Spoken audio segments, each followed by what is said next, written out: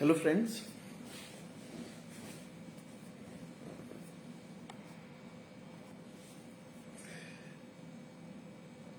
Today I wanted to discuss about knowledge and skills.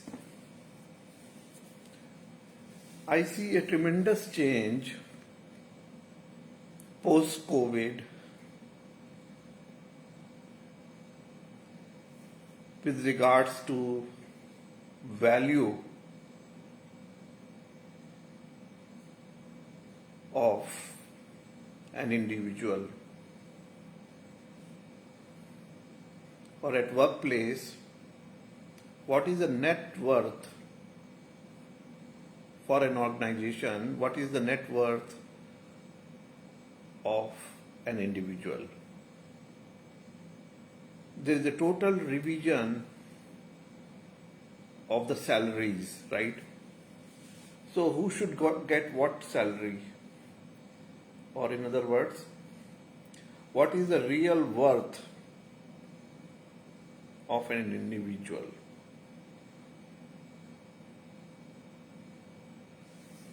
As we know that year 2020 will be remembered as the period of reset, or 2021 means this decade. 2020s will be considered as decade of churning or reset, and we already seeing reset taking place virtually in every field: politics, social, law and order, governance.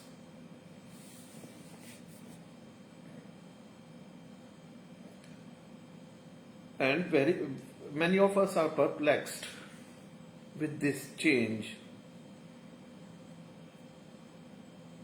and confused where it is leading us.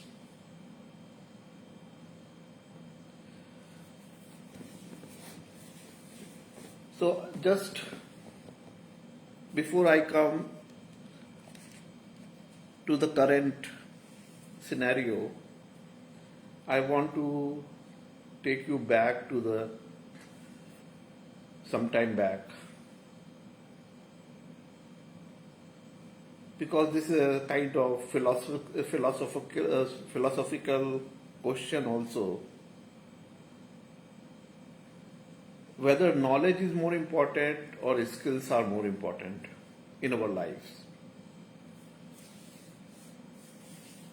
So traditionally, almost in all culture,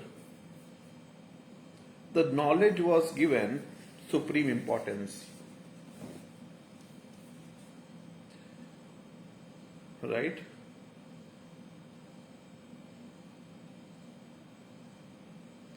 And what does the knowledge mean? What is the exact nature of this knowledge? This is knowledge of religion, culture, society, a human behavior, human system, or society created by humans, or law and order. All these various kind of economic system, political system, social systems, which is man-made. The knowledge, intricate knowledge of these things, जिसे बोलते हैं हिंदी में धर्म न्याय. हमारा धर्म क्या है, हमारा न्याय प्रणाली क्या है, हमारा सोशल सिस्टम, कस्टम्स, ये सब क्या है,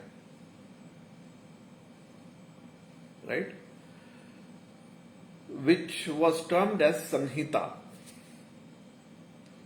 Sanhita is corollary to the modern Samvidhan or Constitution. So ancient time, what used to be the Constitution in the ancient time? which was prepared by some scholars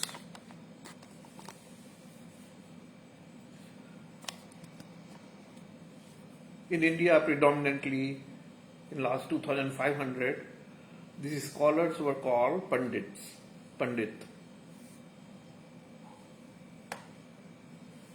And during the Mughal period, the scholars were called Maulvis.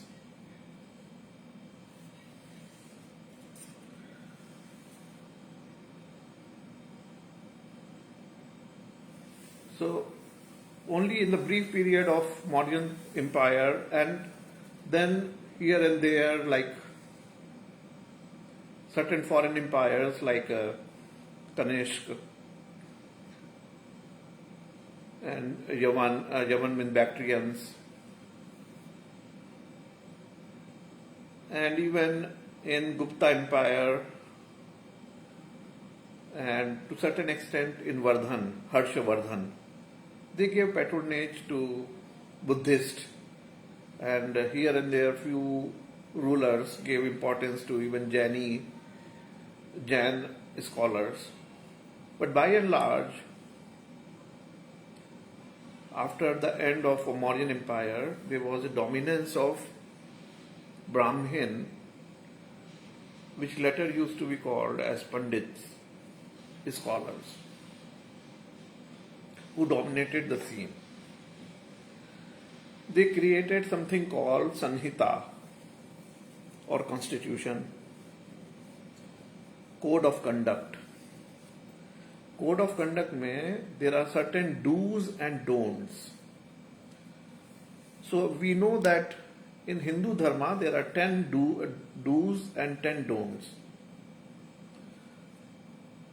क्या करना है? 10 चीजें हम लोगों को करनी है based on our Hindu religion, और 10 चीजें जो हम लोगों को नहीं करनी है.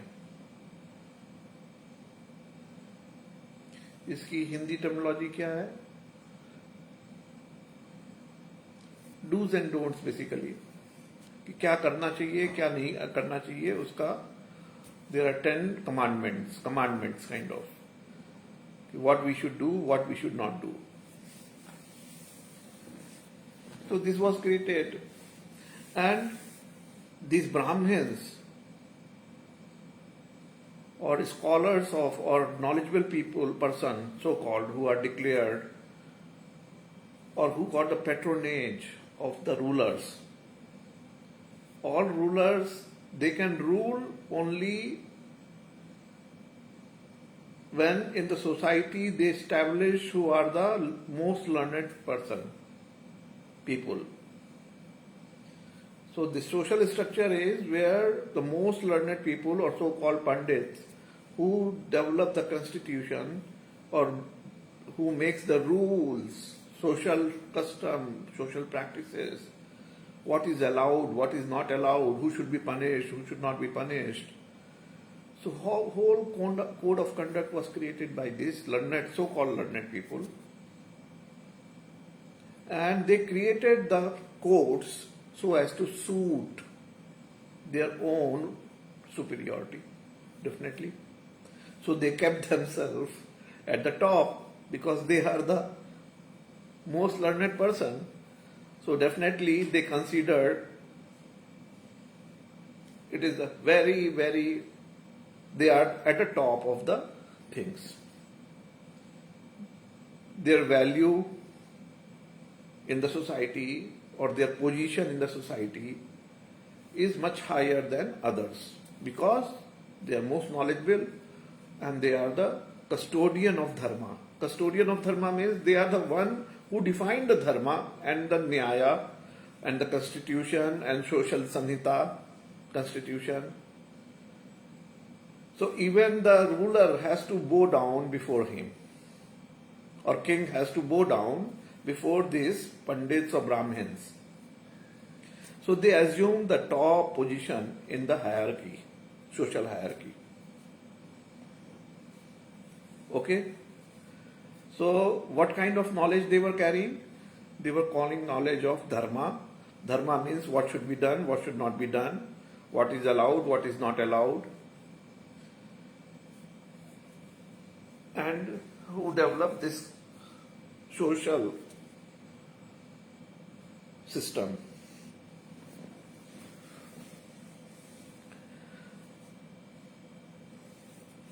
This kingmanship ended in late 18th century in Europe. It continued in India till independence 1947, after which all the Rajwadas, at the time of independence, India was divided in about 550 Rajwada or provinces or king estates. So the freedom we got were not from English only. English actually united the whole of India, right? And subdued these kings under English rule. So when the English were leaving India, there was a threat of unity of India. It was expected or speculated that India is going to disintegrate into several parts, not just two parts. Right? We blame English for dividing India in two parts, but actually we know the real history. The English actually united the whole of India first time after the Mauryan Empire. Right? India was never so united. India means from Burma till Afghanistan, Baluchistan, Pakistan, Bangladesh, Nepal, Bhutan, all this South Asian subcontinent was united under the English rule, and kings were serving these colonial rulers or colonial powers. So when the English left, India was divided in two parts, but there was a challenge to even keep India after the division, whatever left of India, even to keep that united, which was divided in 550 provinces, king states. This challenge was very meticulously met. It took after 1947 till 1965 to almost unite all the provinces under or dissolve all the kings' states under the central government or India. Right? So how the Haryana, Punjab formed, how the Bombay, Gujarat divided, how the Hyderabad to Junagadh to Kashmir to Assam, Northeast, all this very, if we don't understand the history and commitment of our founding fathers of India. Founding father means who united the India in one part, which was divided in 550 Rajwadas.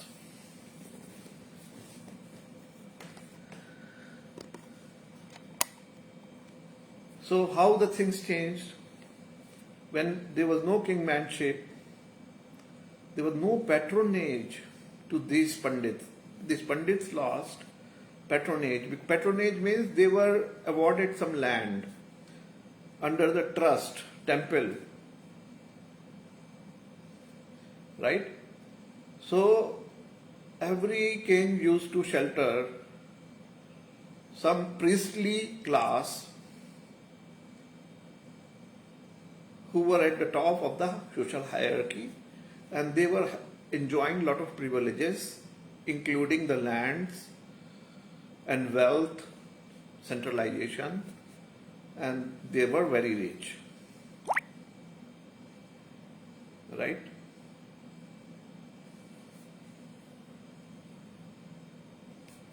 you can individually for each province or states you can read the history of Haryana, Punjab, Tamil Nadu, Bengal, Andhra Pradesh. It is very interesting how the social hierarchy before independence and after independence changed. How these various kings, rulers, their power diminished. Along with that, the power or social status of these Brahmins or Pandits declined. Obviously, the importance was given to the progress. Now, this progress does not mean, now the definition of progress or vikas itself changed, right? Now, progress is of whole of India, not of certain rulers or these Brahmins. Earlier progress used to be meant ki Samrajya Vistar, right? Samrajyavad. Samrajyavad means how wealthy the particular provincial state is king is, how wealthy the king is, right? How mighty the king is, how big the territory of this or influence of this king is. Same way, the scholar or so-called Pandit, how big the Pandit is. And there were different categories or upadhi of Pandits. All Pandits were not equal, right? So obviously the mightiest state will have the mightiest Pandit also, right? So because king and priest, they are supporting each other, right?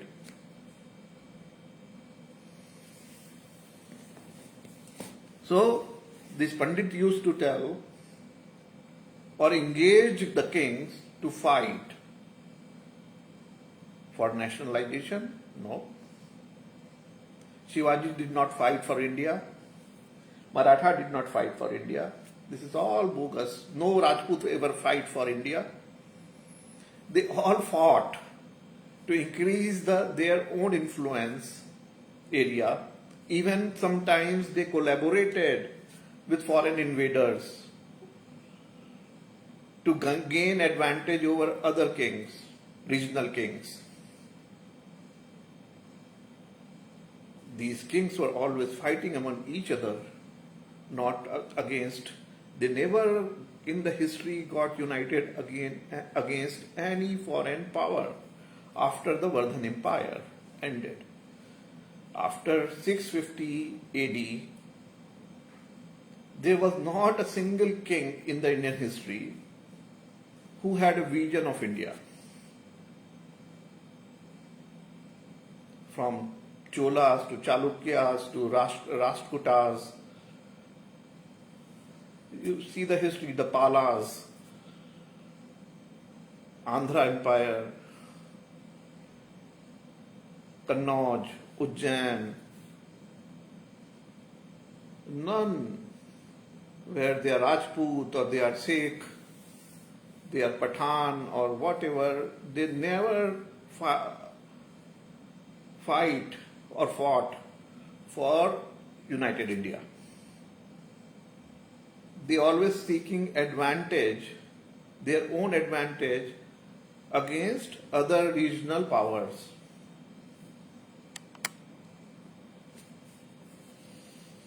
Right? This should be very clear. This is the background against which, after post-independence scenario, the challenges of uniting India.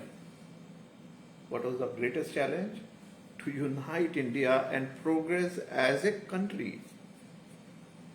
Not for progress of certain individual or class or people who enjoyed the top hierarchy in the social system, which traditionally used to be Brahmins and the businessmen, top businessmen, Tata Birlas.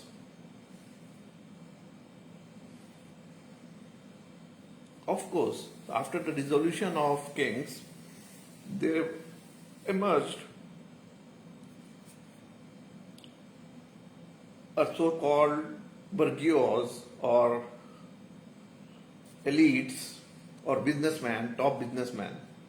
The same thing happened in Europe after Revolution, European Revolution, French Revolution, Spain, American, all revolutions which happened in Europe, and the formation of states or countries, nation states they call it, or country, with something called defined as nationalism, which was based on uniform culture and values and language,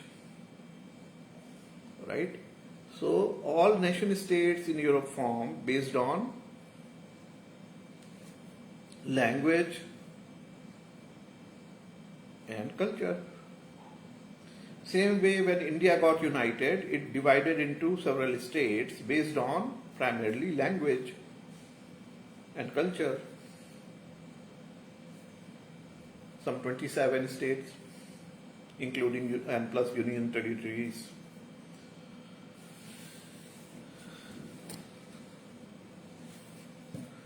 So,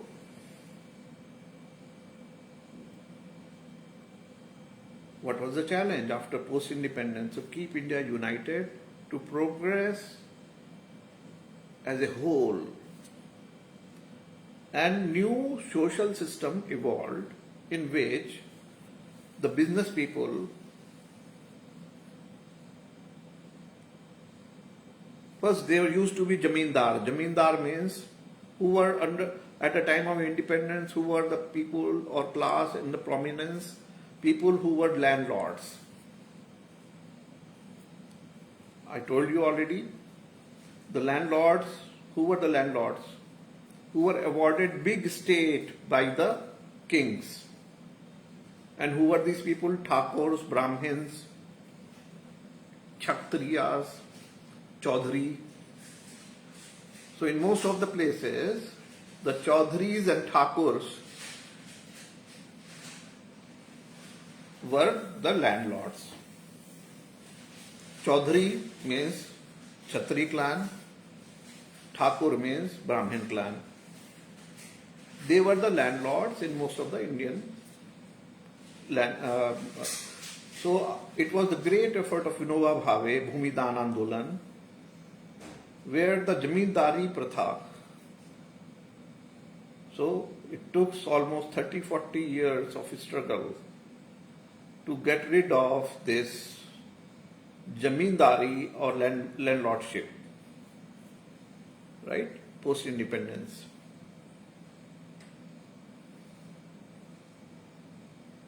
It does not mean that it completely vanished and no landlord was there. Even in 1970s, my grandparents were landlords.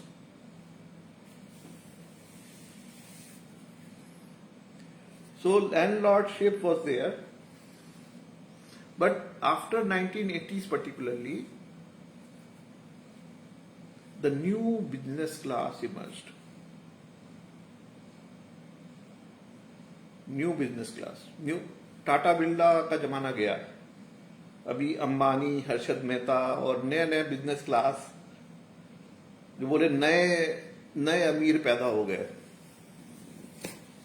And this new business class which emerged was due to the corruption or due to the backdoor policy of government. Means, again, the government, like a king, used to collaborate and award land to the Brahmins and Kshatriyas. The same way, the government gave importance or tied up with certain businessmen or people who were funding the politics. Right? So again, this new form of corrupt practices or system evolved, in which new business elites who were, so it is called red tapeism, bureaucratic structure emerged, and red tapeism, right, in which the contract award or the businesses who are giving lot of benefits from the government in lieu of the goose or under the table transactions or political funding, right? So this continued. So what changed after? So under this system, what is the social hierarchy which emerged? This business class of people were totally illiterate, mostly. Ambani is a typical example. They are basically corrupt and very downgraded, low IQ, corrupt people who emerged at the top of the hierarchy, social hierarchy. So what was their actual value in terms of knowledge? Zero.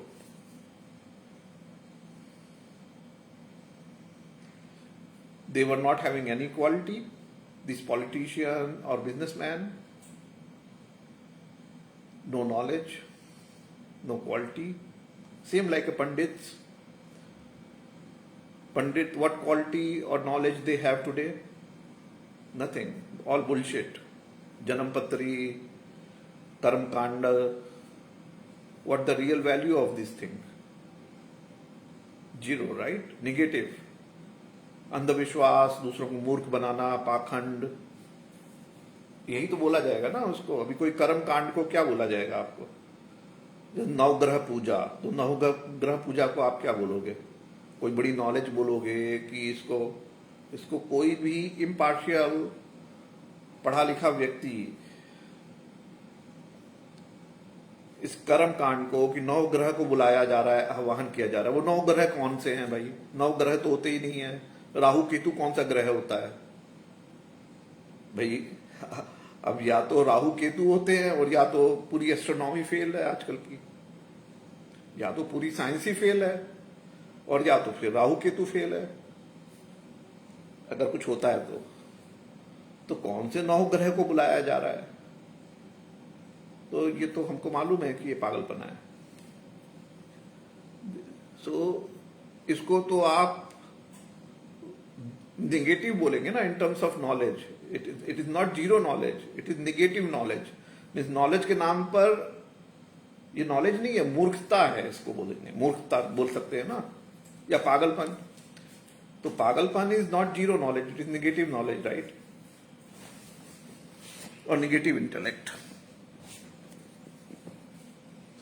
So these people now struggling hard,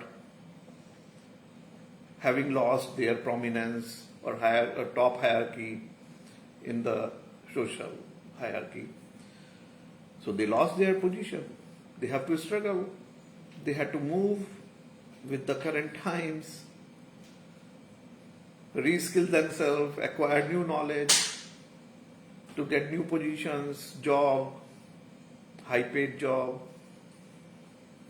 So this is the dilemma of these top people, Kshatriya clan and Brahmins, who were struggling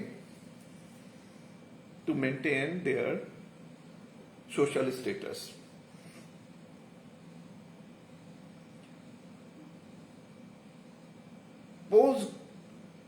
Now there is a third phase which started with the globalization 1990s. With the globalization, whole world got united, right? In terms of commerce and trade, right? So when the whole world got united and there was a more communication, internet, traveling abroad, then there is a greater awareness. Right?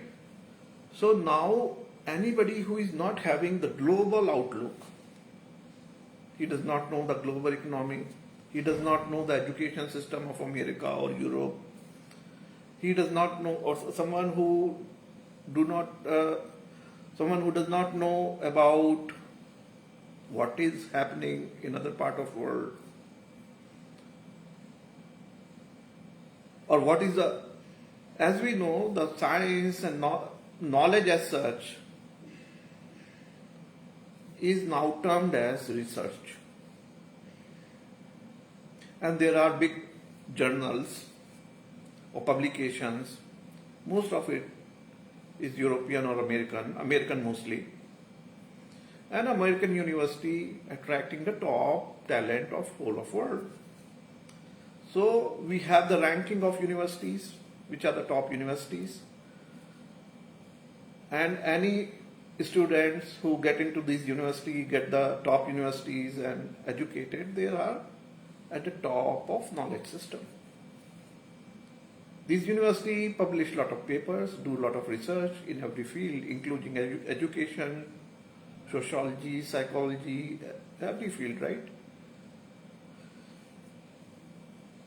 So now this knowledge system established, which cannot be challenged. You cannot challenge the American universities, or you cannot challenge the top papers, top journals who are publishing some paper, some study. Is it possible for anybody to challenge that? It will not stand, because in the current system is evolved knowledge system around these top universities, which are mostly European or American or some European universities. And countries like India stand nowhere. There was a time when American institute which are set up in India, like IITs,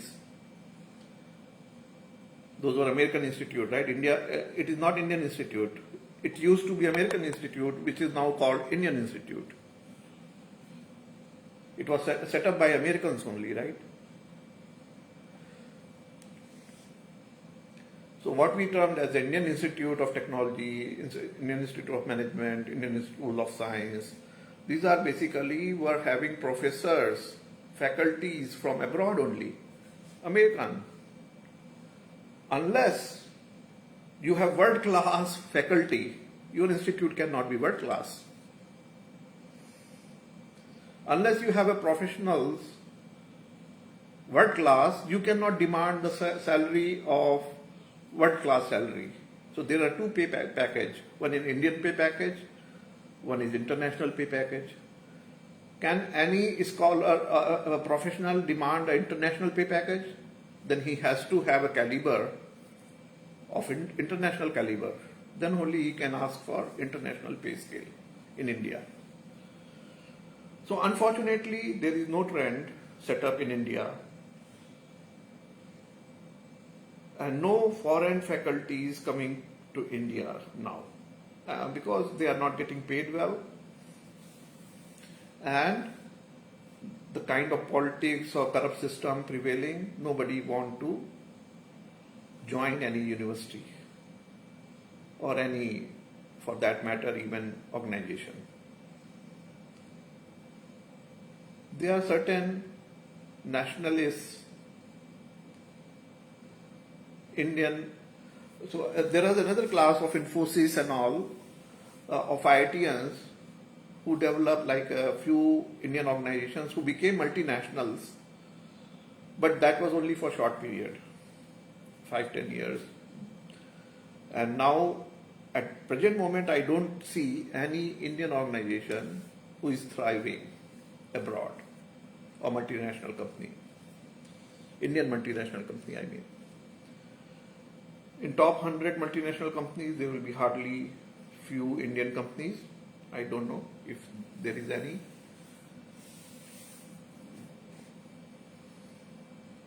And even if Indian multinational companies, they must be hiring mostly the foreign talent or NRIs, right?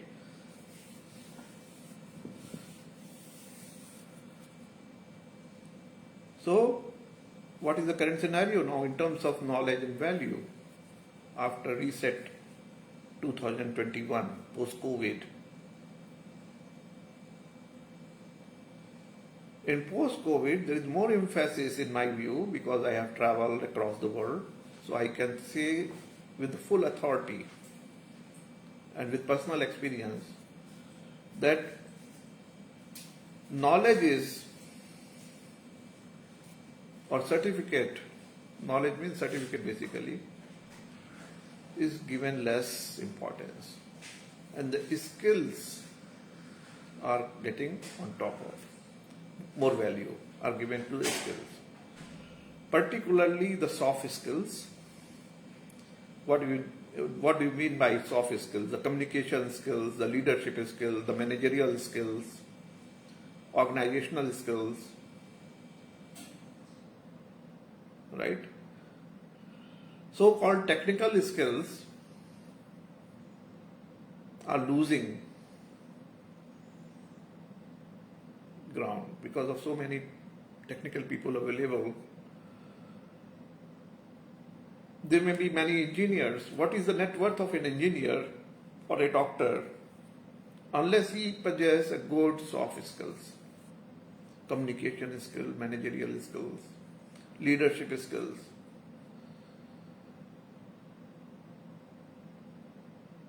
Mental status,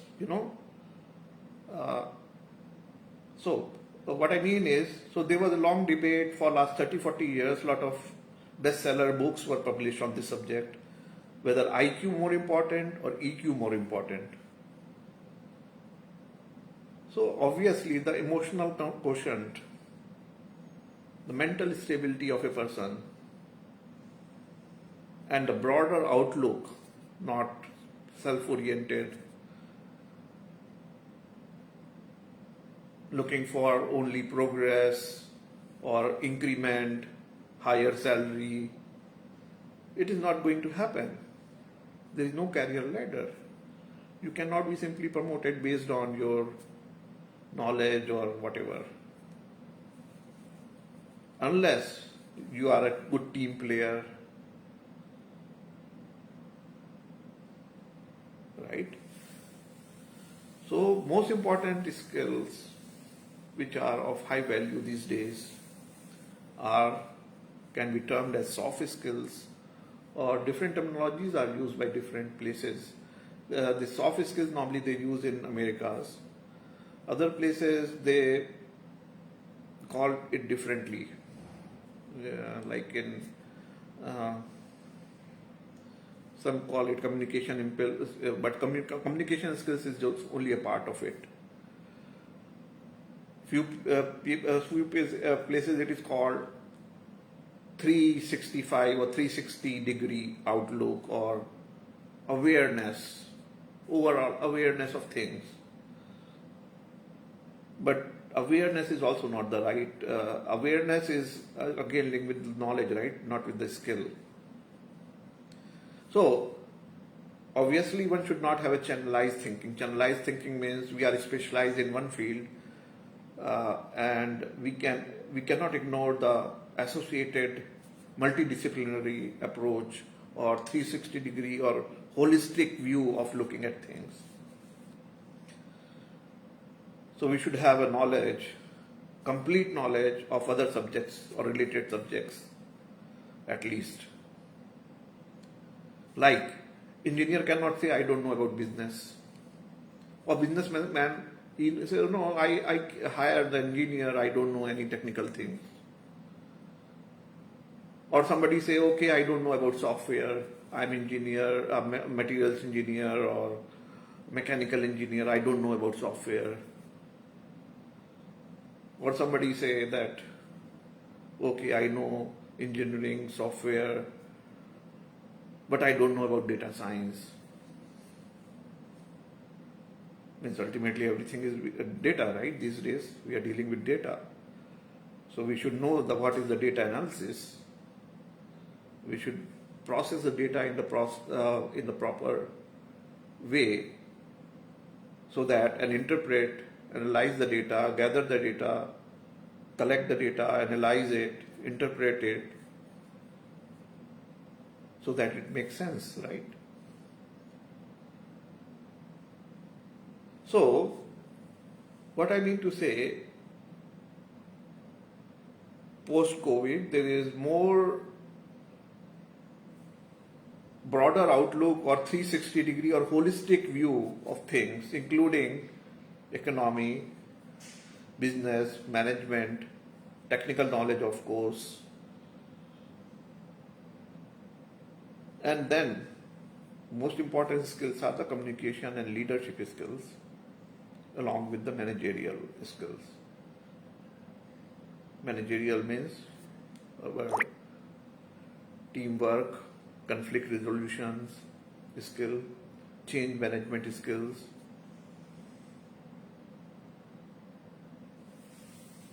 all this, inclusive of all these things. So this I wanted to discuss. Hope it will be useful to few of you, and I like to discuss further. I welcome your comments. Thank you.